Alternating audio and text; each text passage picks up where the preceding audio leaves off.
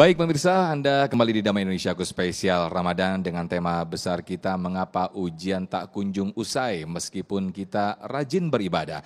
Nah, kita tiba di segmen dialog pemirsa, sudah ada Bapak Cecep Kartamiharja yang insya Allah akan memberikan pertanyaannya. Yang pertama akan dijawab oleh Yai atau Ustadz Syahdan.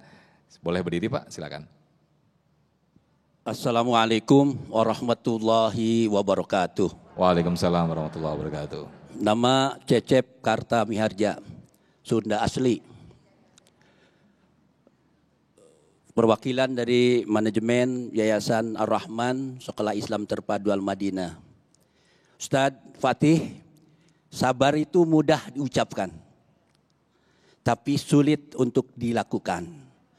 Pertanyaannya, bagaimana menerapkan kesabaran saat menghadapi ujian, apalagi itu bertubi-tubi. Terima kasih.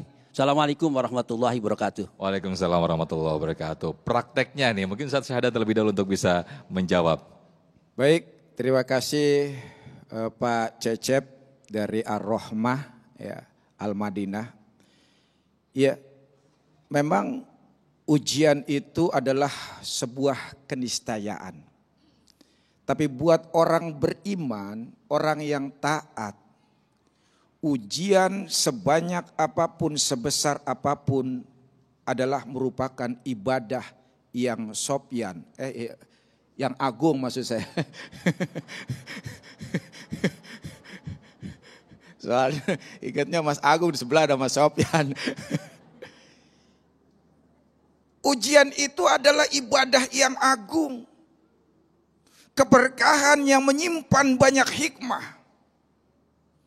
Dan dia adalah signal dari Allah, pertanda akan datangnya kemenangan dan kebahagiaan. Bukankah gelapnya malam, semakin pekatnya malam, semakin cepat datangnya fajar, betul? Bukankah bintang gemintang butuh gelapnya malam agar terlihat indah dan terang? Benar? Lihat bagaimana air terjun saja butuh tebing agar kelihatan tegar. Samudra lautan butuh ombak agar kelihatan garang. Bagaimana tadi kata kiai kita, emas menjadi mulia, menjadi indah, bahkan bernilai tinggi, dia harus ditempa, harus dibakar bahkan. Karena itu bagi orang beriman adalah orang yang paling ringan ditimpa oleh sebuah musibah. Kata Rasul seperti itu. Orang beriman adalah orang yang paling ringan ketika ditimpa musibah. Kenapa? Dia langsung balikin kepada Allah Subhanahu wa taala. Inna lillahi wa inna ilaihi raji'un. Begitu yang pertama. Harus kita yakini bahwa semua datang dari Allah. Musibah itu datangnya dari Allah. Maka kalau kita yakin ini datang dari Allah, kita juga yakin pertolongan Allah makin akan datang. Maka kita langsung mengucapkan inna lillahi wa inna ilaihi raji'un. Begitu. Yang pertama kita mesti harus kita kembalikan kepada Allah Subhanahu wa taala. Yang kedua, yuridullahu bikumul yusra wala yuridu bikumul usra. Kita harus tahu bahwa Allah hanya menghendaki yang mudah dan tidak menghendaki yang susah. Kalau hidup kita jadi susah, boleh jadi karena kita yang pengen. Benar gak? Gaji 1 juta pengen ngeredit Pajero. Coba itu. Benar gak? Muka udah cakep begini nih, lari ke salon jutaan di Permak. Habis uangnya akhirnya minta ke suaminya. Suaminya terbatas. Akhirnya jadilah masalah. Karenanya menurut hukum fisika, ya, gaya berbanding lurus dengan tekanan. Jadi kalau orang hidupnya banyak tekanan, berarti dia banyak gayanya. Benar gak? Iya. Gayanya selangit. Allah tidak menghendaki kesulitan, yang buat sulit kita sendiri. Allah hanya menghendaki kemudahan, maka ketika kita yakin kita ciptakan kemudahan, kita inginkan kemudahan, dikasih kemudahan oleh Allah. Betul? Betul? Bu? Masih hidup? Ambil punya Ustadz Fatih. Yang berikutnya Ibu, kita harus yakini bahwa fa inna ma'al usri yusra. Di dalam setiap kesulitan pasti Allah sudah sediakan bukan cuma satu tapi dua kemudahan. Minimal dua. Jadi yakin kita kalau setiap dapat musibah tenang saja. Kembalikan kepada Allah, berzikir, teruskan ibadah makin hebat kalau bisa. Karena kita yakin apa? Di depan sudah ada dua kenikmatan minimal yang disediakan oleh Allah. Dua kemudahan, dua kebahagiaan. Contoh Bu, bayi di rahim ibu sumber makanannya dari mana? Dari uterus kan? Hanya satu sumber makanannya, bayi diuji di dalam perut rahim ibu, nggak bisa jalan-jalan ke mall. Nggak bisa update status.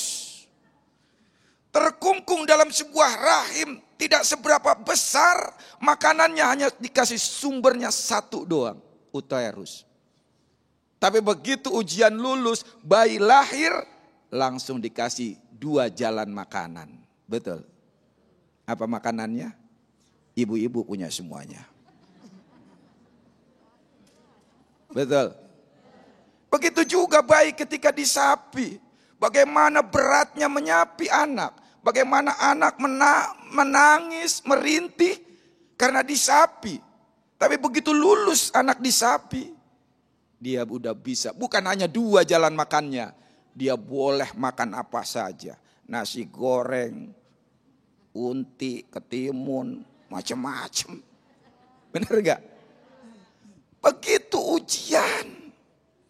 Jadi ketika kita sabar, Allah sudah menyiapkan minimal dua kebahagiaan, kenikmatan. Itu yang harus diyakini oleh umat, oleh orang beriman. Terima kasih. Baik, Masya Allah luar biasa sekali. Inilah satu motivasi buat diri kita, khususnya karena kita orang beriman, kembalilah dan kembalikan kita kepada Allah Subhanahu Wa Taala ketika kita mendapatkan ujian. Berikutnya saya ke Ibu Rahayu, insya Allah akan dijawab oleh Ustadz Fatih Rishad. Ibu Rahayu silakan. Baik, boleh berdiri Ibu.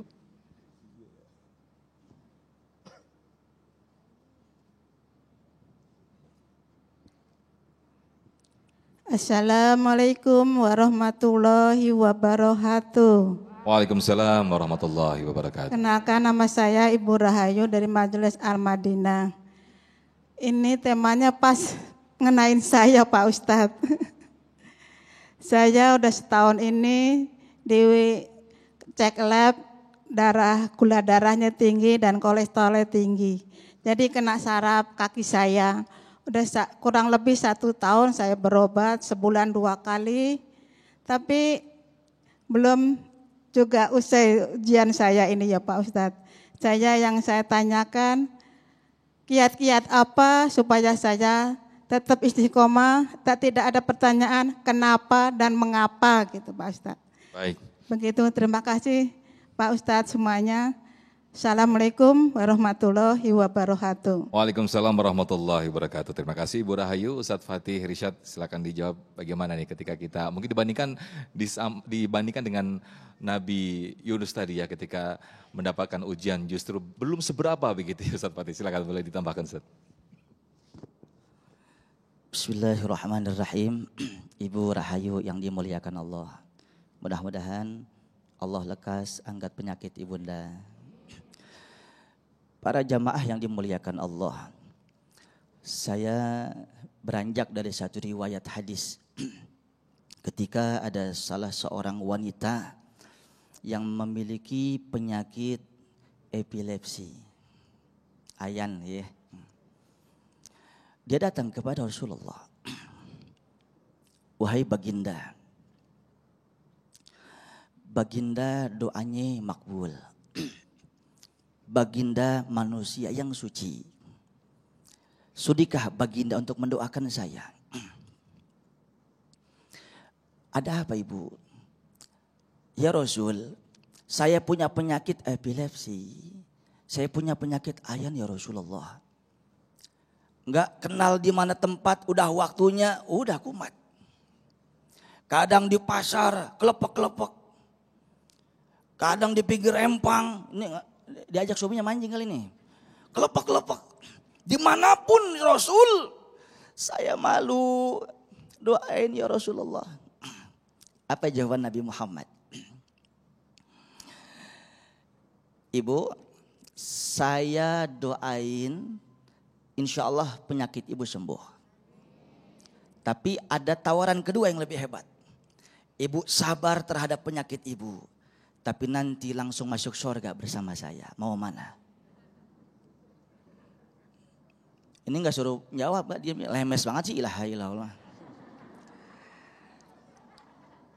Jawaban itu ibu, ya Rasul, sambil meneteskan air mata cinta. Gak apa-apa deh. Gak apa-apa, saya sakit gak sembuh. Tapi saya nanti bersamamu ya Rasulullah. Tapi kalau boleh saya minta satu ya Rasulullah, doakan saya. Apa itu ibu?